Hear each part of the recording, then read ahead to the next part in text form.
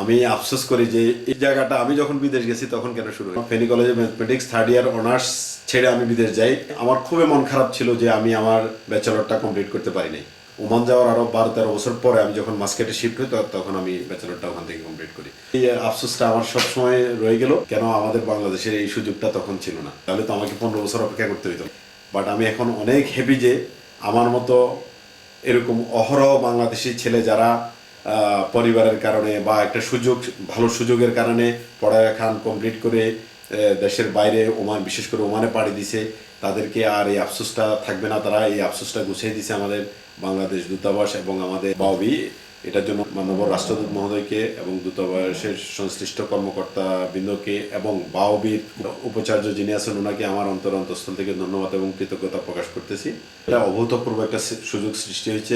একটা সময় middle east বলতো যে অশিক্ষিত বা কম শিক্ষিত বাংলাদেশিরা মিডল ইস্ট যেত, কিন্তু গত 10-15 বছরে কিন্তু এটা চেঞ্জ হয়ে গেছে। এখন আমাদের শিক্ষিত জনগোষ্ঠী মিডল ইস্ট যাচ্ছে, যেটা একসময় আমাদের শিক্ষিত জনগোষ্ঠী শুধু ইউরোপ যেত, ইউরোপ আমেরিকা যেত। এই শিক্ষিত জনগোষ্ঠীর তাদের যে শিক্ষা কার্যক্রমটাকে আরও এগিয়ে নিয়ে যাওয়া, এটা বাওবির এই কার্যক্রমের মাধ্যমে এটা হতে পারে সম্ভব। এবং কি ব্যাচেলরের জন্য যেসব কার্যক্রমগুলো এতদিন সম্ভব হচ্ছিল না, ব্যাচেলর সার্টিফিকেটটা খুব ইজিলি নিয়ে নিতে পারতেছে বাংলাদেশিরা। কিছু ভিসা ক্যাটাগরি আছে যেগুলোতে ন্যূনতম ব্যাচেলর পাস খুঁজে। আমার কাজে ইন্টারমিডিয়েট পাস করে যাওয়ার তার ডিগ্রিটা কমপ্লিট হয়নি, কিন্তু তাকে আমি একটা ম্যানেজারের পোস্ট দিতে পারতেছি না। কেন জানেন? ম্যানেজারের পোস্টটা দিতে হলে তার আমার একটা ব্যাচেলর ডিগ্রি সার্টিফিকেট দেখাতে হয়। তো এটা তো আমাদের জন্য সহজ হয়, সে তো বাংলাদেশে এসে এখন ব্যাচেলর ডিগ্রি নেওয়া সম্ভব না। তো এখন আমাদের এই বাওবির কার্যক্রমের মাধ্যমে আমাদের বিশাল একটা সম্ভাবনা দুয়ার খুলে গেল। ওমানটা কিন্তু মিডল ইস্টের দ্বিতীয় বৃহত্তম কান্ট্রি। আপনার যদি আমরা সৌদি আরবের পরে কিন্তু ওমানের আয়তনের দিক থেকে ওমান বড়। তো ওমানে আমরা 8 লক্ষ বাঙালি ছড়াই ছিঁড়ে অনেকগুলো শহরে আছি।